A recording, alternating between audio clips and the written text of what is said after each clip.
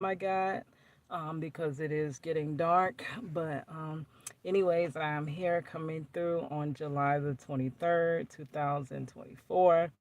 I am going to finish, like, add on to this story. I don't know if I'm going to finish, but we're going to add on. Okay, so if you need to see any of the previous videos to come up to speed, go ahead and check them out in the description box. I'm still working on the channel, so if it's not in the description box, go ahead and just scroll up a little bit. And actually, scroll down, scroll, I don't know, whatever, scroll the thing so that you can see the videos that's prior to this. And it's right there, girl. Oh, gosh. Please don't start all that noise. But I wanted to finish working on the story time when my identity was stolen and found out it was my cousin, girl, my baby cousin. Okay, so she was arrested, and by the time she went to court, she had turned 17. I was told that in Georgia, 17, you're considered an adult. So um, but I think they still tried her as a child because the time um that she was committing the crimes of using my ID, she was 16. So they still tried her as a child. Now, fast forward, once she was arrested, she was brought back to Florida because she was a minor. Now, if she was an adult, that doesn't make sense though, because she turned adult. I don't know. I think they just tried her as a child, because really they could have kept her in jail in Georgia, but they didn't really do that. She literally got like a tap on the wrist. I don't think she did that long in jail. And when she was sent back here to Florida, to be with my aunt, which is her mother being the biggest narcissist in my life. Okay, so her mother, as you see in the last video, she would not give me the paperwork that was supposed to be from the judge, that would clear my name. So she wouldn't help at all. And I was told that the only thing I could do is sue the parent of the minor, which was my aunt, and I didn't want to sue her. So I was thinking about this story after watching my playback. I'm like, are you kidding me? If somebody spared me from not suing me because my child did something I could be liable for, but I refused to give them the paperwork to clear their name. Like, that is so crazy, like, as I was thinking back on that. But anyways, I forgave my cousin because I felt bad for her. And I was like, I really do understand why you stole my identity, which is crazy. My identity was stolen, but I felt bad for her.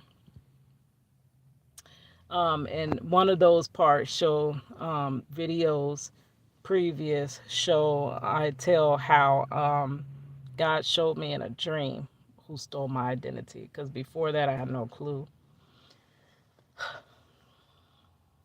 So my cousin tells me she never meant to hurt me. She never meant for it to go this far. She just was in a bad situation, which she was in a bad situation at my aunt's house. I'm not going to tell that story because that is her story to tell. But she was in a bad situation. Um, it, yeah, that's her story to tell. But she wasn't being treated correctly. That's about as much as I'm going to be saying right now. I don't know if later, but right now that's it. She wasn't being treated correctly. None of the children were, and neither was my second biggest narcissist, her son. They were not being treated correctly, how children should be treated. So I knew how bad it was in their household. I felt so bad for them. Like literally, when things were going bad, they would call me and I would take them out or take them somewhere, buy them food. My cousin that stole my identity, I would do her hair, make her look nice because nobody was putting that time into them like that. And I hate for kids to be mistreated. That is one thing that in my life has always irked me.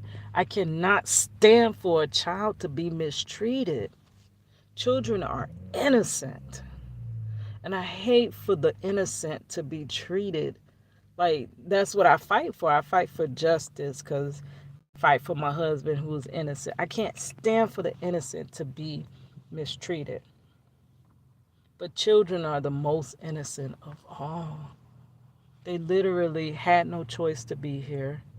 They really don't have no choice of where they have to grow up or how they have to grow up.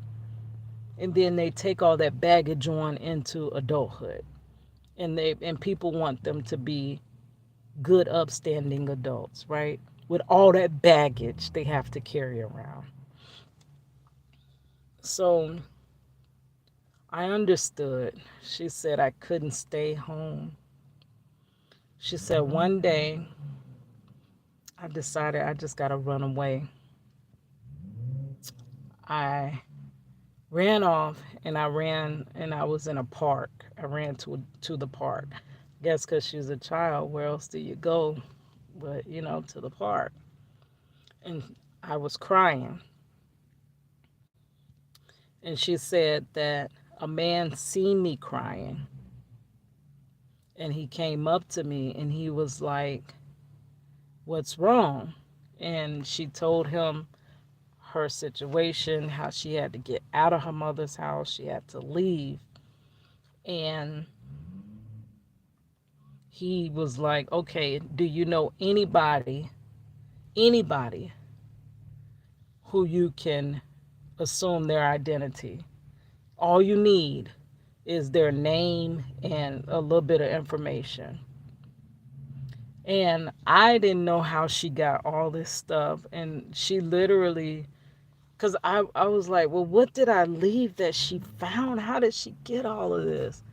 And she, dang, I can't remember exactly where it started from, but she didn't have my ID and social. Oh, I remember. She's my niece. I mean, not my niece, my cousin. So she said I just answered the questions. I knew those I knew your mama's maiden name. I knew this, I knew that. And that's how I was able to order this social security card through the mail. And then she ordered with that, and I guess she had to get other stuff, and she ordered the ID. That's how she got that Georgia ID. And from there, she was able to easily assume my identity. She said that she only did it really to make it while she was out on her own.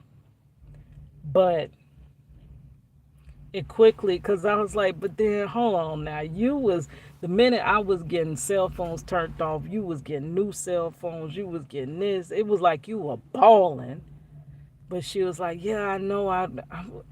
Because I'm like, okay, I can understand why you needed to leave. I truly I 100% understand why you needed to leave.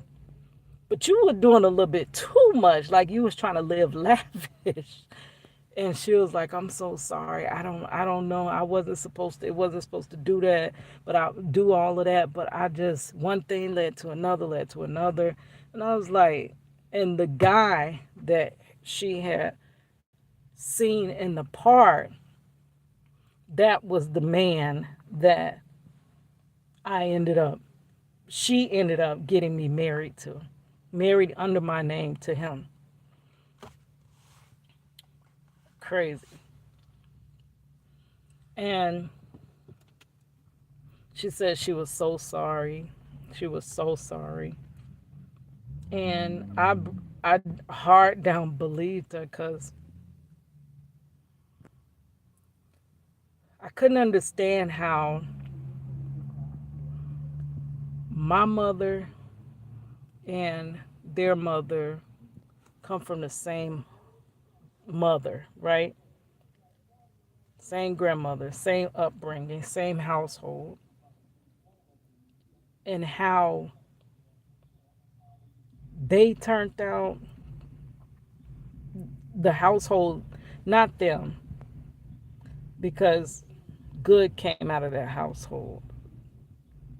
But the way that they had to be raised, how was it so different? It was night and day of how I was raised. And I felt so bad. I was like, hold on, these are basic necessities that kids are supposed to have. And I couldn't understand why they didn't have it.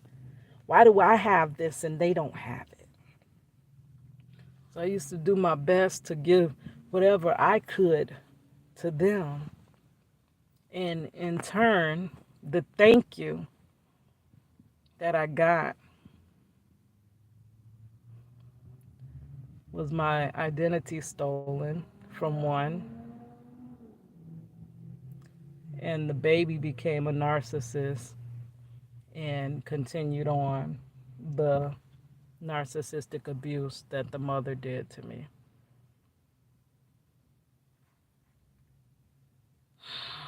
Every time I try to help, I get hurt. I get hurt. And if you're an empath like me, I know you understand that feeling. You be trying to help people. You really don't understand why some people have to hurt so bad. And this is why I can understand it irritates me that nobody will help me with the challenges I have, because just with a little support I could literally change so much, so many lives, not just mine. But I get why nobody helps, because when you do help, the type of things that happen to me happens. It's like you get burnt for helping people, till it gets to the point where you just don't want to help nobody. And that's bad. You can't, that's literally where your heart turns cold. And we're not supposed to let our heart turn cold. Because if we let our hearts turn cold, then we're literally no better than the narcissist. All right, guys, I got to go because it is late, getting dark, and got to get home. All right, guys, talk to you later.